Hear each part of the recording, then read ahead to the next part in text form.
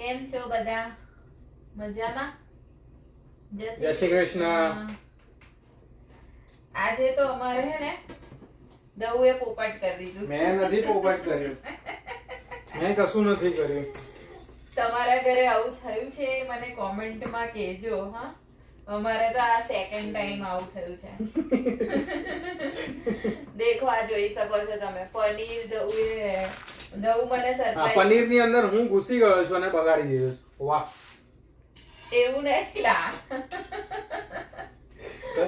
તારે દઉં આજે કે જેનીને સરપ્રાઈઝ આપું. શું બનાવવાના હતા? આજે હું જેની માટે પનીર મલાઈ બનાવવાનો હતો હા. અને થઈ ગયું કાંડ.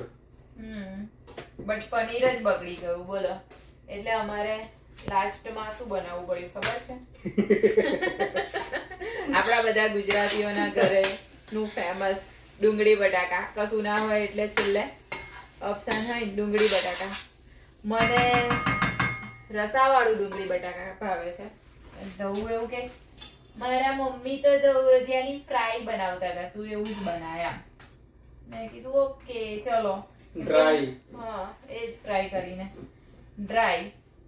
ઓકે મને હે ને તો બધું ભાવે. દઉંનું જેવું નહીં કે આ ના ભાવે પેલું ના ભાવે. આપણે બધું ખાઈ લઈએ એવું છે. બોલો. એ તો જે ભાવે એ જ ભાવે ને. ના ભાવે તો ના ભાવે. બરાબર છે.